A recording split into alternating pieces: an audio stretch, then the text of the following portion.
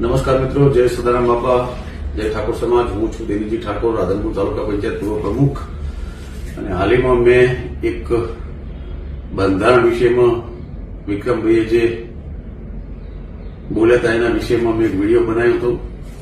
તો એમાં વિક્રમભાઈએ એની સ્પષ્ટતા કરી ઇન્ટરવ્યુમાં કે હું બનાસકાંઠાના જે આ 3 જિલ્લાનું 27 તાલુકાનું જે બંધારણ બન્યું છે અને હું ખૂબ રાજી છું, સમર્થન છે મારું।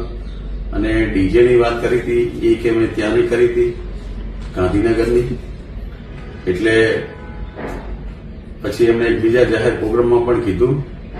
એટલે હું આટલેથી આ મારો જે કંઈ વિરોધ હતો એ આટલેથી સમાપ્ત કરું છું। બીજું કે સમાજના નામી અનામી કલાકારો ભાઈઓ બહેનો લગભગ આશરે હું તો માનું કે 50,000 કલાકારો હશે, એમણે આ સ્વયંતા રાખી અને ખૂબ દુઃખી છે અંદરથી, છતાંય ખૂબ સંયમતા રાખી રહ્યા છે, એમને લાખ લાખ વંદન કરું છું। અને હું આગળ જે વિડીયો બનાવ્યો હતો એ ડિલીટ મારું છું, આટલેથી મારો વિરોધ પૂરો કરું છું।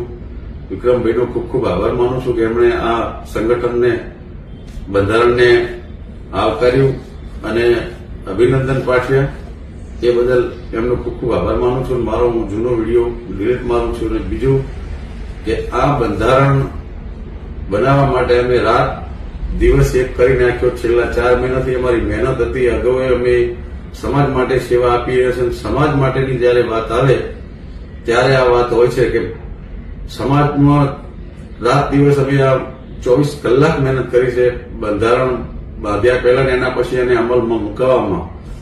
એટલે આ બંધારણ અહીંથી બેચરાજીથી પાટલી પહોંચ્યું છે અને આખા સમગ્ર જ્યાં જ્યાં ઠાકોર સમાજ વસે છે આખા ગુજરાતમાં ત્યાં પહોંચે એવી સદારામ બાપાને, ઓગણજી મહારાજને પ્રાર્થના કરું છું।